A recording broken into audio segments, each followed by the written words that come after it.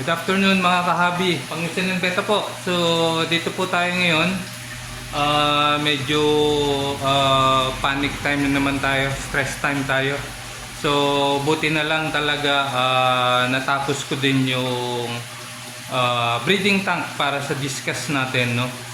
Hinabol ko siya talaga kasi nga meron tayong proven pair dito, yung yellow melon natin. Ayun, ano na naman sila. Naglilinis na naman ng ano.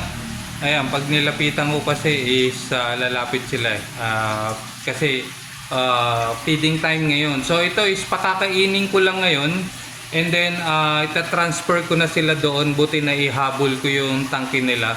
So kumpleto na yun. Meron na siyang yung heater niya, aquarium heater niya. And then yung tubig niya, kumuha ko ng 50% dito, 50% from the faucet natin, and then 50% dito sa yung tubig ng tangke natin, kasi nga para hindi sila manibago. Parang gustong gusto nila yung tubig dito. So kumuha ko ng 50% dito, and then 50% na bagong tubig natin. So ayan po, papakainin lang natin itong dalawa kasi nag-ano na naman, namimili na naman, naglilinis na naman sila ng ano doon, ng drip wood. So tama yung, kasi nabasa ko nga sa Google is every 3 days or 1 week mangingitog ulit yung mga diska. So ito is 3 days lang. Ayan, naglilinis na naman sila, pinupush na naman nila yung mga kasama nila. So ngayon is feeding time lang, kaya pag lumalapit ako is pumupunta rin sila sa salamin. So ayan po yung ating yellow melon. So ito is pakakainin lang natin to, then transfer na natin doon sa kanilang tank. Daling ko kayo doon sa ating pinapair na tank nila. So ito is nandirito sa kitchen ko, gagawin ko siyang breeding quarters natin para sa discuss. So ito. So ayan po. Yan, naihabol ko to.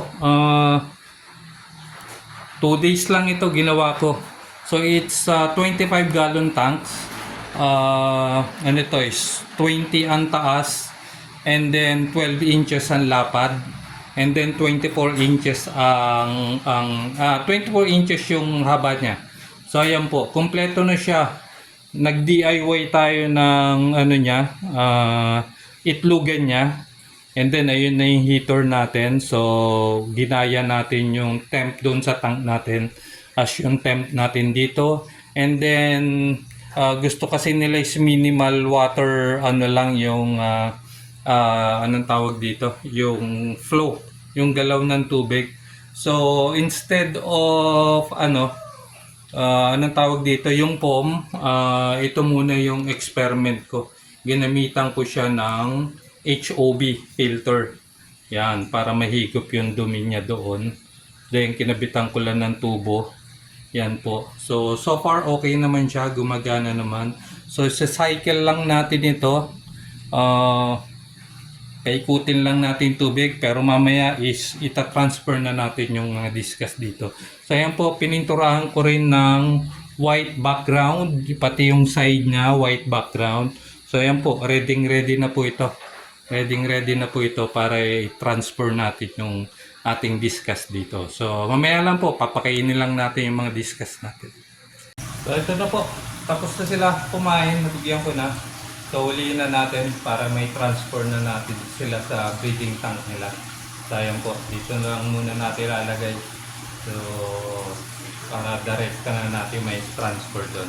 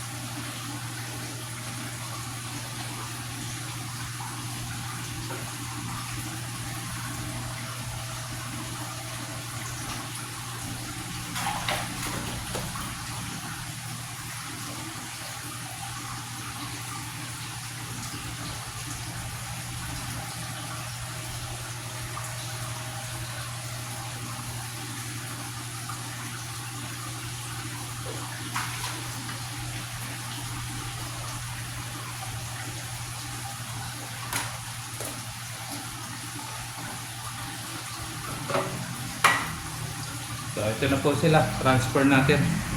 So ito na po. Dito na po tayo sa kanilang bagong tank. So hopefully maging okay sila dito para matuloy yung ating breeding dito. Ito na po.